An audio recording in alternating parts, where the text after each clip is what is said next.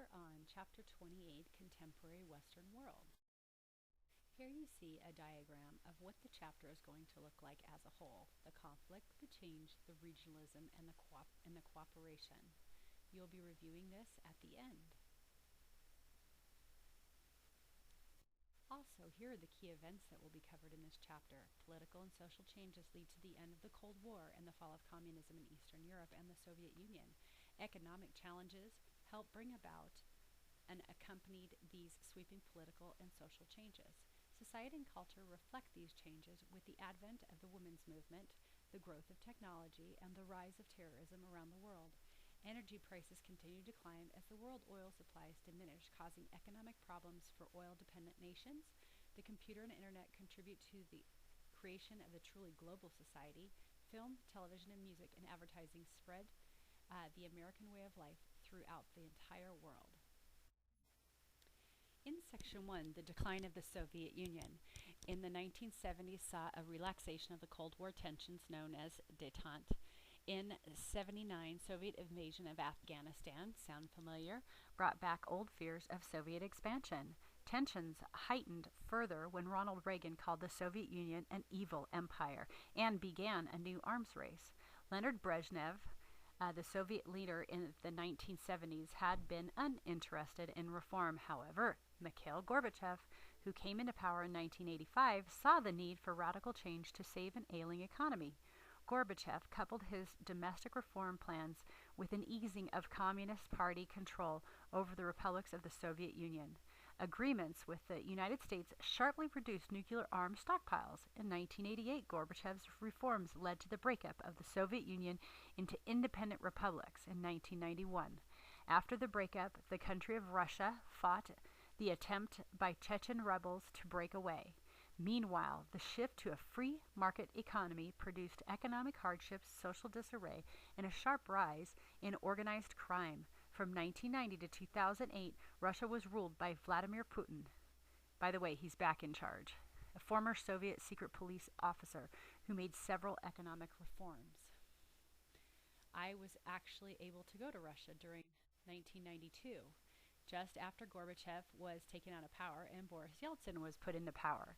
By the 1970s, the United States had entered the détente with the Soviet Union. The détente is the relaxing of tensions between two nations. Trade with the Soviet Union was increased. In 1979, the Soviet Union invaded Afghanistan, ending this détente and intensifying the Cold War. The United States refused to participate in the 1980 Olympics held in the Soviet Union.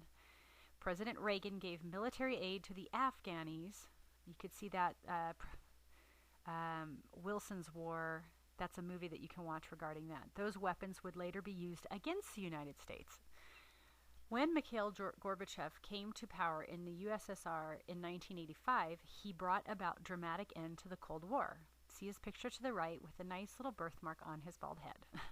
Gorbachev agreed to the Intermediate Range Nuclear Force Treaty that eliminated intermediate range nuclear weapons. Gorbachev also ended the USSR aid to governments in Eastern Europe, which led to the overthrow of most of the communist regimes. They could not afford to support those governments any longer. In 1989, the Berlin Wall came down, and by 1990, Germany was reunified.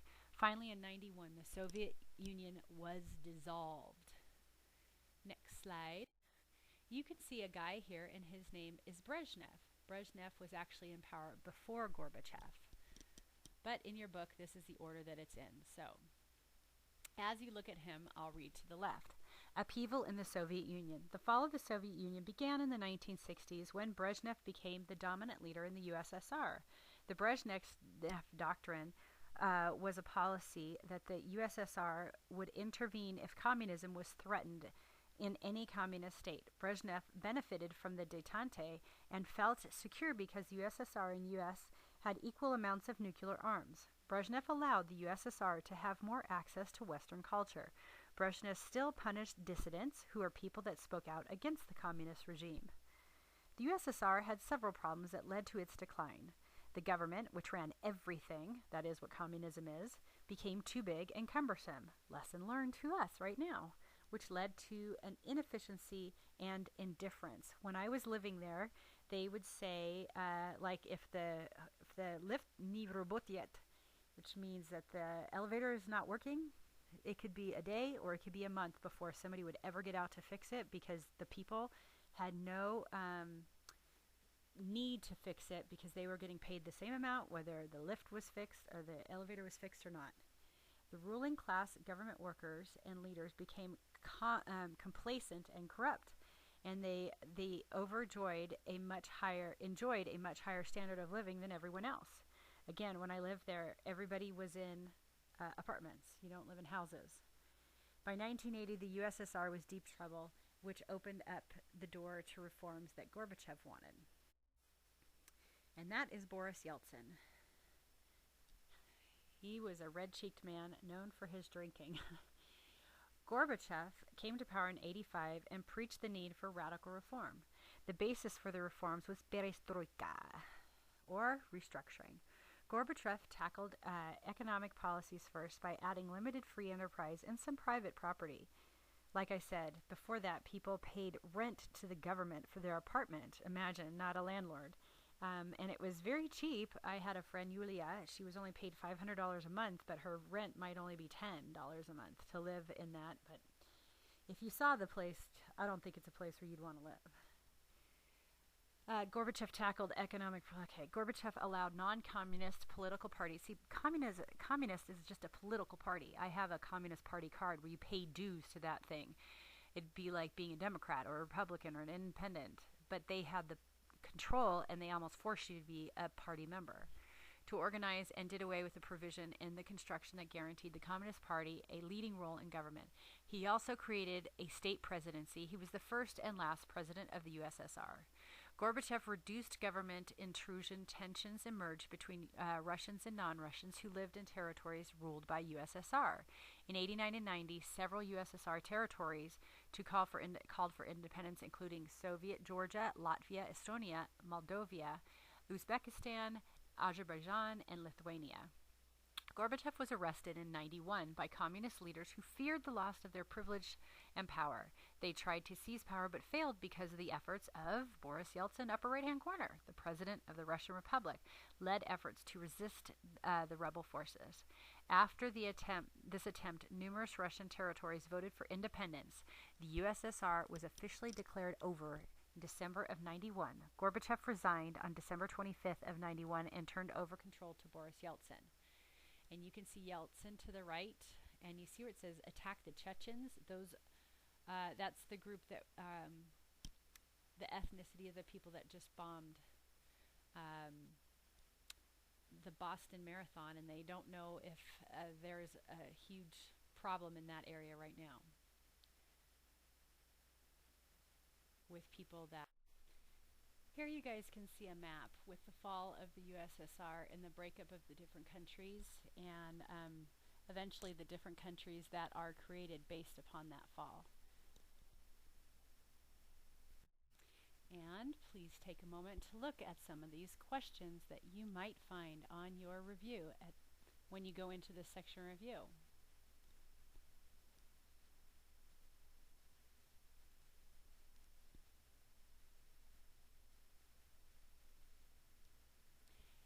Okay, and moving on, here is section 2, Eastern Europe. The collapse of communism in Eastern Europe took varying forms in the late 1980s. In Poland, the Solidarity Trade Union led a decade-long struggle for change. Often the collapse of the communist order was more sudden. In Czechoslovakia, mass demonstration ousted the communists swiftly and with little violence.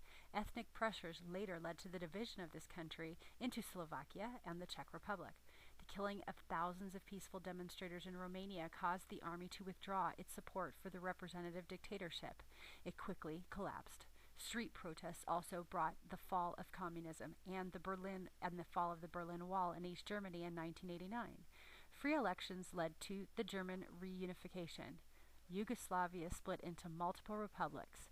Slobodan Milosevic's attempts to form a new, greater Serbian state produced two wars in which NATO blocked Serbian attempts to annex Bosnia and to strip Kosovo of its status as an autonomous province. So that is the overview for this particular section. And here we have the slide that shows you Poland, Czechoslovakia, Romania, and Germany. As a result of Gorbachev's policies, revolutions broke out throughout Eastern Europe, which had been under the Soviet control since World War II. These 4 countries demonstrate how the independence process worked in Eastern Europe. In Poland, workers' protests in Poland led to the demands for change. Lech Walesa organized a national trade union known as Solidarity. Walesa was arrested in the 1980s, but his movement continued. In 1988, Poland held free elections, and a new non-communist government was elected, ending communist rule in Poland. Czechoslovakia. Communists used repression to maintain power in Czechoslovakia from the 1960s to the 1980s. In 88 and 89, mass demonstrations took place throughout the country. In December of 89, the communist government collapsed. Václav Havel became the new president. In 1993, the country was divided between Czechs and Slovaks, 2 ethnic groups that had been in conflict.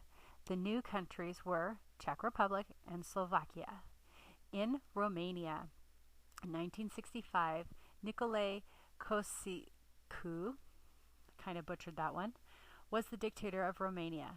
His economic policies led to a sharp drop in living standards. In December 1989, the secret police murdered thousands of demonstrators, and the army refused to support him, who was quickly caught and executed.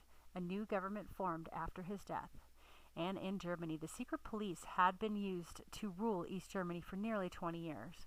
In 1989, many East Germans fled the country. Mass demonstrations broke out in 1989, and the communist regime fell. The government opened their border to the west, and hundreds of thousands of East Germans swarmed across the border. People on both sides began tearing the wall down until the government ordered it pulled down. The East Germany's first free election, the Christian Democrats won 50% of the vote. Soon after, East and West were reunified in 1990. Go ahead and look at this map of the particular area of Yugoslavia and all of the problems that were happening in Yugoslavia. You can see the map and how people are divided and would consider themselves Albanian, Bulgarian, Croat, Hungarian, Macedonian, so Montenegrin, Muslim, Serb, Slovak, and Slovene. So many different types of ethnicity shoved into one area, and each person feels that it is their spot to live in. They come to conflict. Think of neighborhood warfares in the inner city neighborhoods of the United States. That was what was going on here, but they had bigger weapons. Integration of Yugoslavia.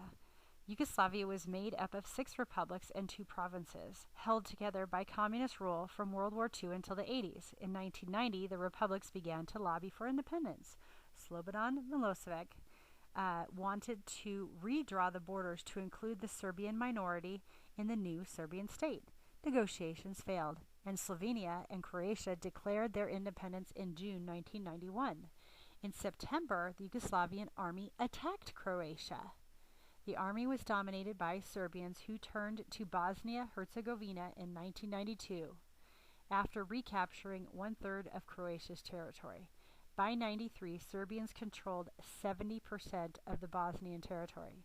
The Serbs followed a policy of ethnic cleansing, killing or forcibly removing Bosnian Muslims from their lands.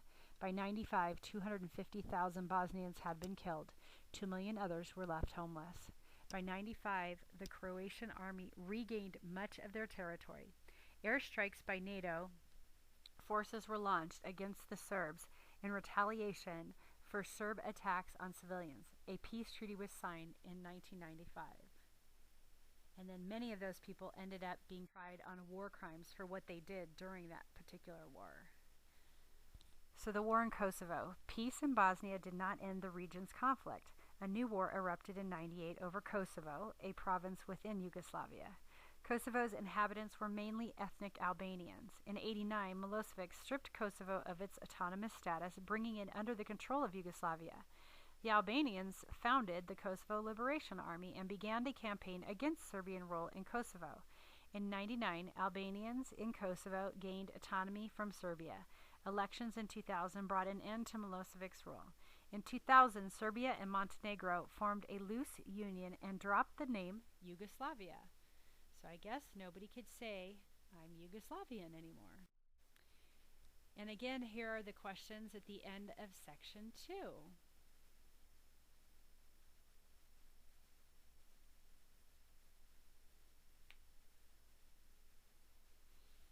Okay, let's go on to section 3. In section 3, we do have Europe and North America. Economic problems plagued the West during the 1970s. A sharp increase in oil prices had ripple effect in most countries. After 1970, Western European nations moved toward an economic union. Socialist François Mitterrand tried unsuccessfully to remedy France's problems by expanding government ownership of business. Margaret Thatcher from England's budget cuts in Great Britain proved more successful but caused widespread poverty in old industrial areas. Although an economic boom in the 80s at first helped West Germany absorb the East Germans, German reunification proved to be more costly than originally thought. Subsequent economic problems led to a wave of anti-immigrant activity. In the United States, Richard Nixon left office after his misconduct in the Watergate scandal. Jimmy Carter lost his re-election bid under the cloud of hostage crisis and high inflation, and Ronald Reagan made cutbacks in social programs and ordered a costly military buildup. Bill Clinton oversaw an economic recovery in the 90s. One of the most destructive terrorist acts occurred in September of 2001, when terrorists piloted airplanes into the World Trade Center towers in New York City, and Pentagon, Washington, D.C. killed thousands in Canada. In Canada, the province of Quebec came close to seceding during the 1990s. Now, we can clearly say that we are up to your lives in history by the 2001 attack on the World Trade Centers. You guys were all at least born by then. So in Europe between 1950 and the 70s, Europe experienced almost full unemployment. An economic downturn occurred in the 70s and early 80s, and inflation and unemployment rose dramatically.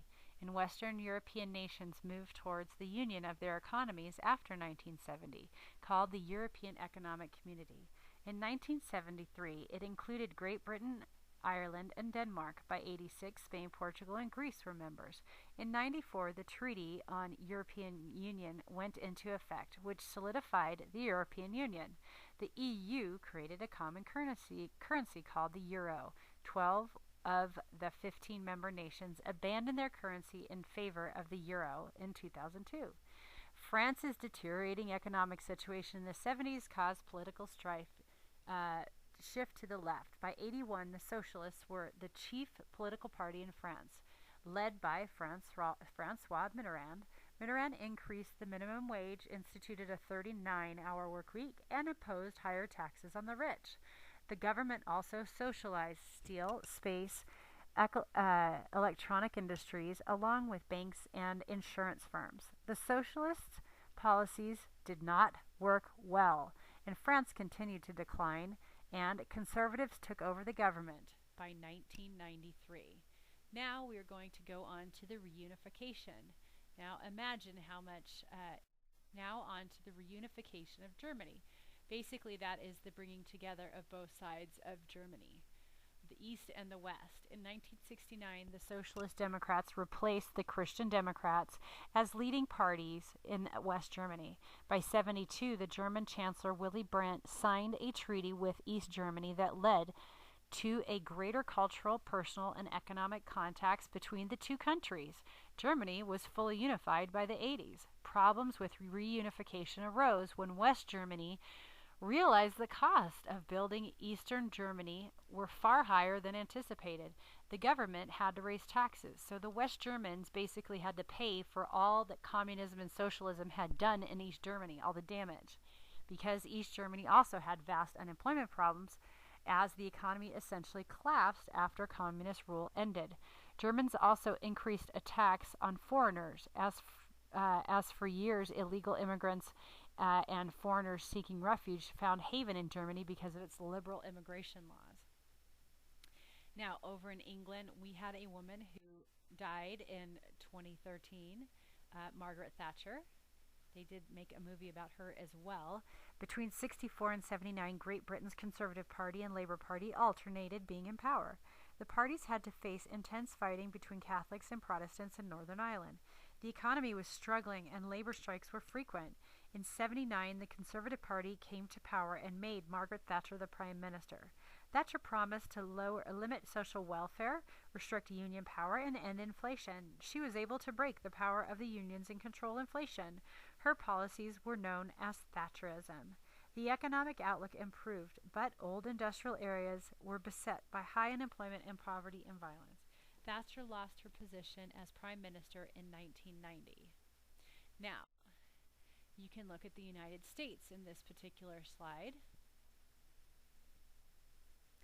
And you can see Nixon and Watergate, Carter, Reagan, which unfortunately, and Clinton. And then you can see Richard Nixon. You need to associate him with Watergate. Jimmy Carter, they had the Iran crisis, the Iran hostage crisis, and Iran let those hostages go the day that Ronald Reagan was inaugurated, just to kind of make a bad sign towards Jimmy Carter because the guy hated him so much. And the term Reagan Revolution and Reaganomics can be associated with Ronald Reagan. He was elected in 1980 and he did cut back on welfare, decrease spending on food stamps, school lunch, and job programs. He also oversaw the largest peacetime military buildup in U.S. history. George Bush succeeded him, and George Bush was only in for 4 years. And then Clinton succeeded George Bush Sr., and he was in for 8 years, oversaw a long economic revival, and was able to end the deficit. So my experience with this is that our dollar was so strong that when I went to New Zealand, it was worth $2.41 in New Zealand. Right now, our dollar is worth $1.17 in New Zealand, and it is extremely weak. And it was worth about $1.70 in Australia. And right now, the Australian dollar is stronger than the American dollar, which is just unheard of. So here we have the idea of the women's movement, terrorism, and science and technology. And we're finally to the point where we're actually looking at things within your own life, because these are not just things from the past that affect your life. If you look at the United States was attacked on September 11th, 2001, that actually happened during your life. And then the book was written, and Osama bin Laden wasn't dead yet, so we can kind of add that as a footnote to that particular area under terrorism. The IRA, many movies made about this particular story, and militant nationals in Northern Ireland, known as the IRA, used terrorist tactics against Great Britain in their efforts to reunite Northern Ireland with Ireland. And then, of course, science and technology. Scientific and technological advances revolutionized the world in the 20th century. The space race led to the United States sending a crew to the moon in 1969. And then, of course, the start of the shuttle technology with the space shuttle, which has since been retired. So, and that again happened during your lifetime. And then technological advances also caused problems, including having a negative impact on the environment and the development of genetically enhanced food, which some people feel will harm humans. So you can see that we're kind of at that point finally where we're representing your history. Here are a few of those end of the section questions. And with that time period, you probably don't feel like you're very old. You're a teenager, and but we're at that point in history where we get to reflect upon where you're at. We are going to jump back in section 4 just for a little bit here. And we're going to talk about Western society and culture. Since 1970, the Western world has experienced rapid changes in technology, the family, women's roles. Western art and American popular culture dominate the globe. Ethnic and religious minorities in the West use a range of tactics such as terrorism or peaceful demonstrations to preserve their own culture to gain independence. So the next slide is basically you kind of seeing a summary of society and culture as they see it in the 20th century. You can see on this particular slide the tomato soup, the Campbell soup actually goes to the right with Andy Warhol, not the religious revival that happened in the Jesus movement in the 60s and 70s, which is what it's called, the Jesus movement. And a lot of groups, bands, and artists, musical artists came out of that particular period. And they say through the 1990s, but if you look at the mega churches, I would argue that that is actually not finished. So, the trends in art, abstractionism became a popular art form along with other forms of modern art, pop art, which took images of popular culture and transformed them. It did emerge. People like Andy Warhol found success in modern art. Postmodernism also emerged and was marked by the revival of traditional elements and techniques in art. Popular culture itself, the United States was a dominant force in shaping popular culture. You guys can imagine in your life how the United States seems to set the trends across the rest of the world. When you see Michael Jackson songs being sung in prisons in the Philippines, obviously, and danced out, then you know that we're shaping places in other parts of the world. Transforming music, increasing technology has increased influence of music and television on conveying popular culture. Sports, television, and politics. The post war years, sports became a major product of popular culture and leisure industry.